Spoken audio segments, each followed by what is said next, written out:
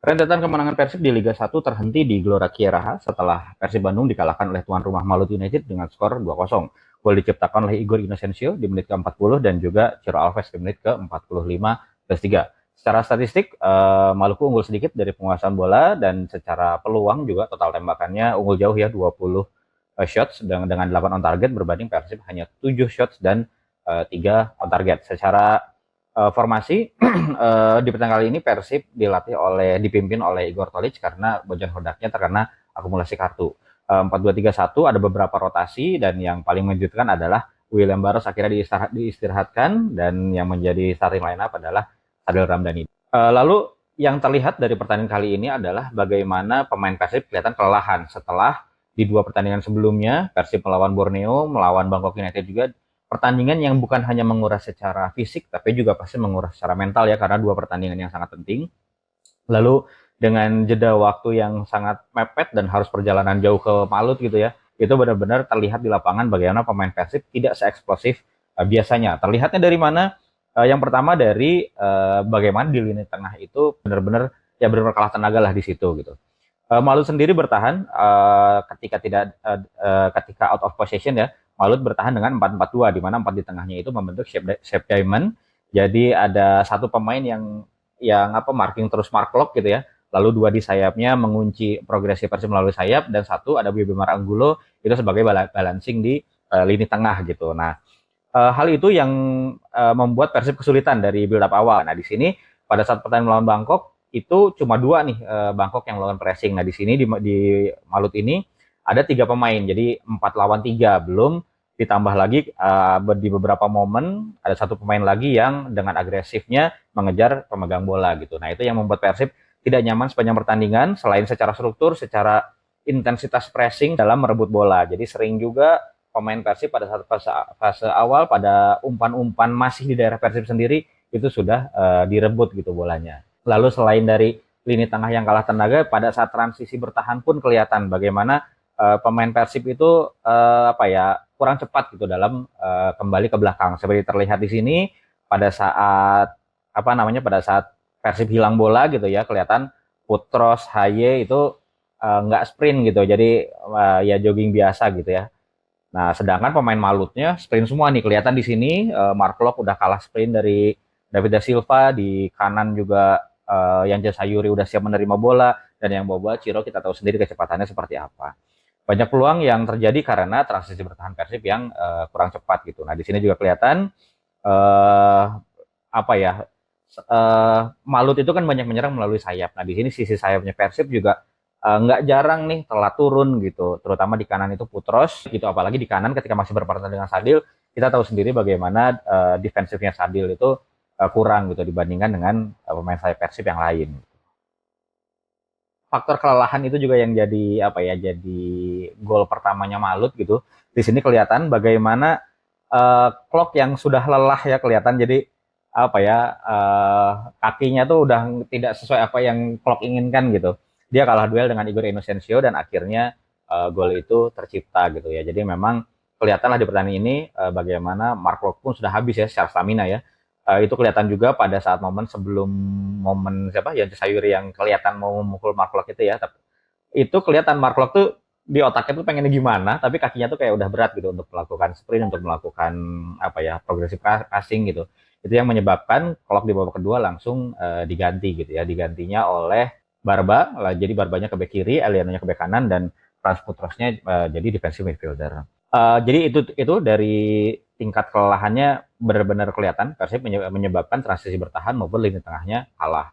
Tapi ada juga secara teknikal ya yang bisa dibahas. Pertama adalah bagaimana Maluku berhasil mengeksploitasi kelemahan Teja Paku Alam pada fase build up gitu. Jadi udah jadi rahasia umum ya, Teja itu shot stoppernya bagus. Lihat di pertandingan ini pun dia melakukan save terhadap penaltinya David da Silva dan melakukan beberapa save lainnya gitu ya.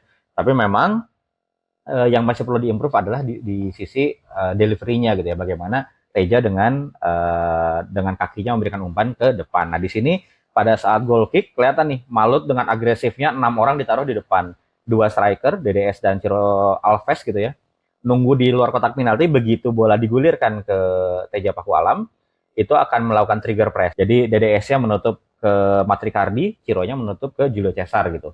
Lalu di tengah, 4 pemainnya melakukan man-to-man marking kepada pemain Persib, sehingga tidak ada opsi yang dapat dilakukan oleh Teja Paku Alam selain long ball ke depan, dan itu yang masih menjadi PR-nya Teja gitu ya. Jadi bagaimana ketika long ball dari Teja itu seringnya gagal gitu, entah entah nggak nyampe gitu ya, atau juga misalkan pemain Persib yang receive-nya juga kurang baik, sehingga di fase yang harusnya Persib megang bola akhirnya langsung direbut lagi oleh Malut United, dan itu terjadi berulang kali, dan itu yang membuat momentumnya Malut itu makin ini ya, makin apa ya, makin jadi gitu momentumnya untuk terus menyerang Persib gitu. Nah itu yang harus diperhatikan, harus diimprove ya. Improve-nya bukan berarti wah Tejanya aja diganti, bukan. Jadi bisa dari sisi Tejanya juga harus memperbaiki dari sisi delivery-nya, atau secara by sistemnya pun Persib harus membuat bagaimana pada saat goal kick dan dilakukan tekanan seperti itu, di mana tengahnya nyari posisi, atau ketika bola di long ball ke depan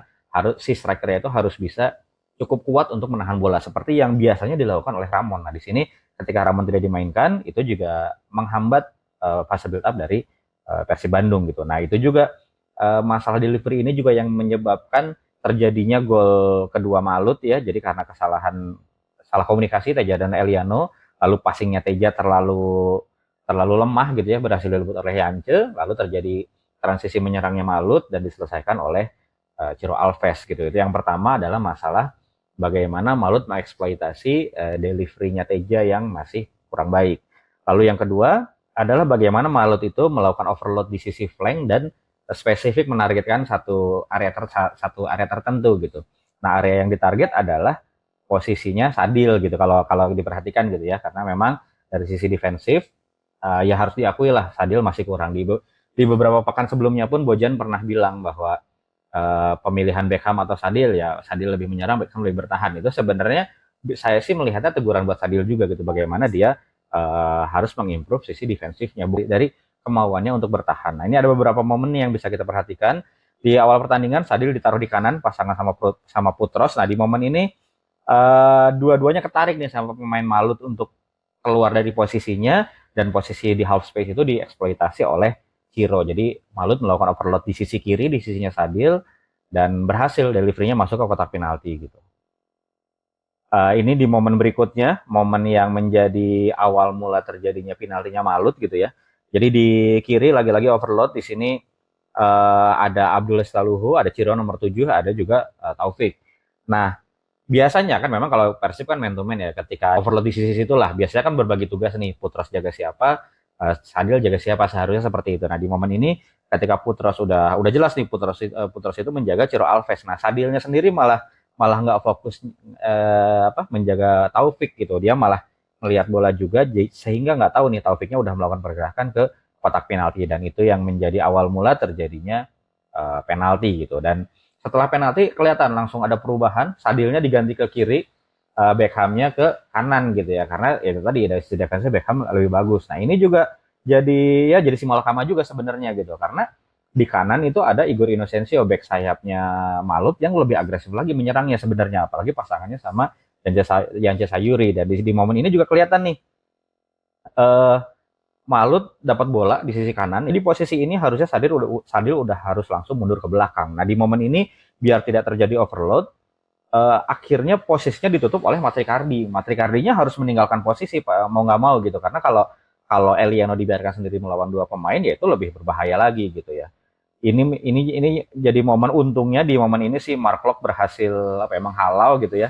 Nah tapi di sini ini tuh awal mula Mark Locke-nya kram gitu, dan yang disayangkan ya itu tadi Sadilnya nggak turun di momen ini pun, bahkan ketika masih 2 lawan 1 Sadilnya pun masih santai untuk turun gitu. Nah ini yang harus jadi jadi evaluasinya juga buat Sadil juga gitu ya, karena jangan sampai seperti William Marsilio gitu ya. William Marsilio diminta Bojan untuk merubah bentuk permainannya, merubah cara bermainnya, dianya nggak mau, ya akhirnya kesabaran habis, ya sudah gitu. Nah kalau saya lihat teguran pertama Bojan adalah yang itu, ketika bilang Sadil lebih menyerang, Beckham lebih bertahan.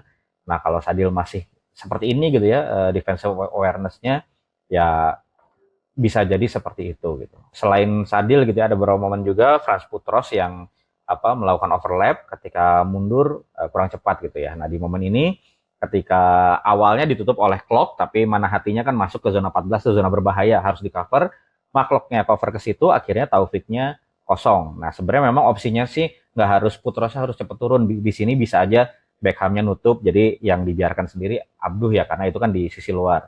Atau Tom Haye-nya nih yang harusnya mengcover posisinya clock. Tapi itu tadi mungkin faktor fatigue, faktor kelelahan itu tidak terjadi, dan Frans Putrosnya sendiri masih di depan ini, belum belum kelihatan di layar gitu ya. Nah itu juga yang dan akhirnya Taufik kosong tanpa penjagaan, berhasil melakukan sundulan, dan itu ya ya itulah yang kelihatan kenapa ada yang apa ya, ada statement bahwa Persib kelelahan, ya memang terlihat jelas di momen-momen seperti ini gitu.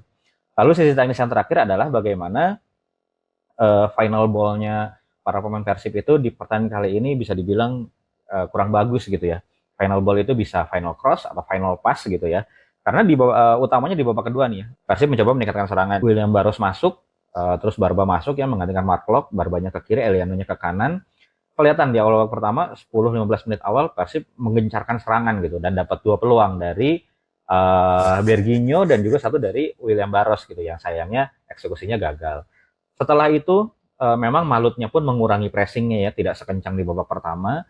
Jadi Persib bisa melakukan build up, dan umpan-umpan kombinasi itu ada khasnya Persib ada. Jadi melakukan overload di satu sisi gitu ya, melakukan kombinasi, lalu 2, 3 bahkan sampai 4 pemain di kotak penalti untuk menerima sebagai opsi eksekusi gitu ya. Itu terjadi juga sebenarnya, utamanya di babak kedua gitu ya. Ada beberapa umpan yang berhasil masuk ke kotak penaltinya Malut United gitu. Tapi yang disayangkan adalah itu tadi, final pass-nya, final cross-nya itu selalu antara apa ya, antara nggak beruntung karena berhasil dihalau gitu ya, atau memang secara kualitas pun tidak cukup bagus gitu ya. Jadi mudah dihalau oleh backnya, atau malah mudah juga ditangkap oleh Alan Bernardonya gitu, kipernya Malut. Jadi sangat disayangkan sebenarnya kalau apa ya, ya di pertandingan ini kalau bisa dilihat juga ya, Malut dua golnya, yang satu dari itu tuh scrimmage, apa ya, bawaan dari skema set piece lah ya. Jadi masih dalam suasana set piece, dan karena ya tenaganya habis clock ya, kalah duel.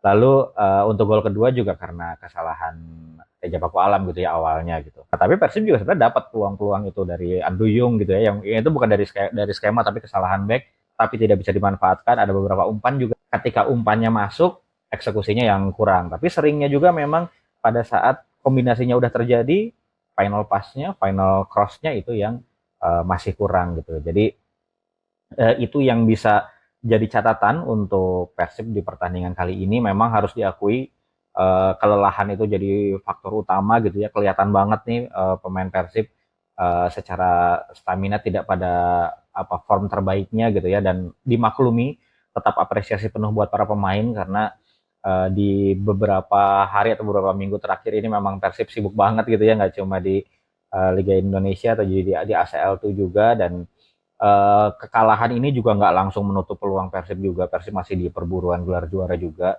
Jadi nggak usah terlalu khawatir juga. Tim pelatih juga pasti udah punya evaluasinya, pasti udah punya rencananya akan seperti apa gitu ya. Ya itu setiap strategi, setiap taktik, setiap pemilihan pemain ada resikonya, ada off-nya gitu ya. Itu harus kita dukung terus. Next match-nya melawan Bayangkara 7 hari dari sekarang. Jadi untuk para pemain Persib, have a good rest, istirahat yang baik, istirahat yang cukup untuk fokus lagi ke pertandingan berikutnya melawan Bayangkara, dan kembali ke kembali ke rentetan kemenangannya lagi gitu ya. Ada Bayangkara, ada PSM, berikutnya kalau nggak salah Persik dan Persija Jakarta. Jadi peluang itu masih ada, masih on the track, tapi tetap apa ya, di pertandingan ini ada yang bisa dijadikan pelajaran untuk match-match berikutnya. Itu aja analisa dari saya. Terima kasih.